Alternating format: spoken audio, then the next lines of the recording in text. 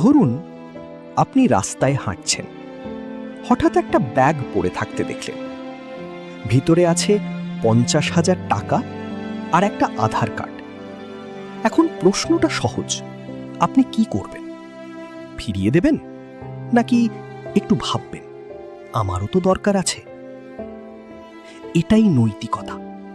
এটা বইয়ের বিষয় না, এটা আপনার সিদ্ধান্তের ভিতরের যুদ্ধ। নৈতিকতা মানে শুধু ভালো হও না, নৈতিকতা মানে যখন কেউ দেখছে না তখন আপনি কি করেন।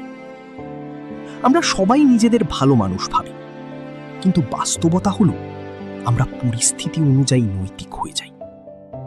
দোকানে বেশি টাকা ফেরত দিলে আমরা চুপ থাকি, কিন্তু আমাদের টাকা কম দিলে আমরা প্রতিবাদ করি। এখানে প্রশ্নটা হলো, আমরা কি সত্যি ন্যায় বিচার চাই নাকি শুধু নিজের সুবিধা?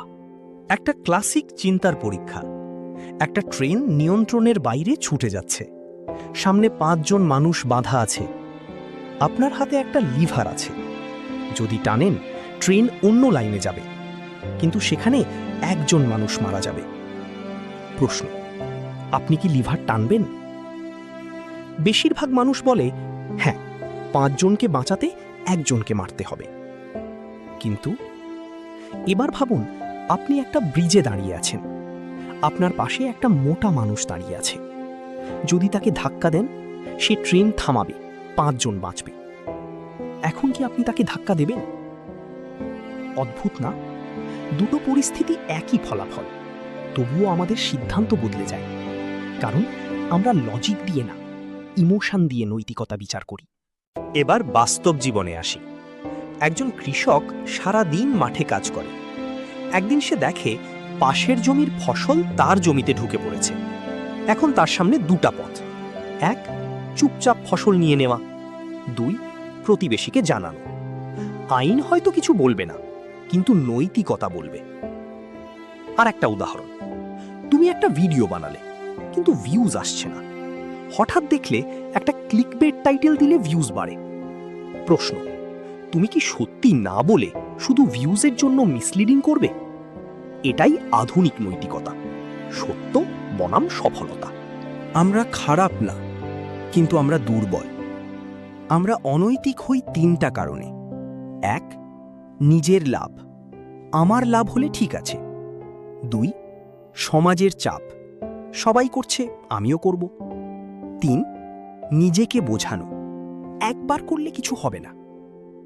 আমরা নিজেদের ভুলকে জাস্টিফাই করি, কিন্তু অন্যের ভুলকে জাজ করি। এটাকেই বলে ডাবল স্ট্যান্ডার্ড এথিক্স। ধরুন আপনার কাছে একটা পাওয়ার আছে, আপনি ইনভিজিবল হতে পারেন, কেউ আপনাকে দেখতে পারবে না, কোনো প্রমাণ থাকবে না।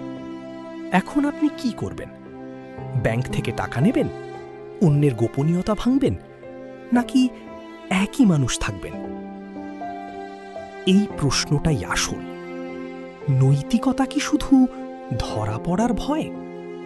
আমরা ভাবি আমি ভালো মানুষ, কিন্তু বাস্তবে আমরা পরিস্থিতির দাস।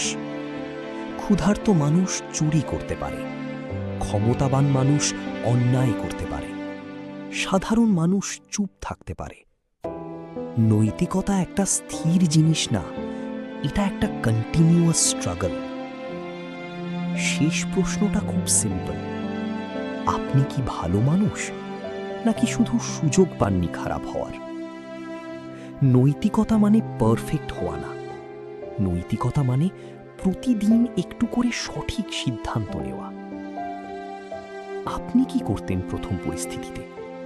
ব্যাগটা ফেরত দিতেন নাকি রেখে দিতেন? কমেন্টে লিখুন সত্যি উত্তর।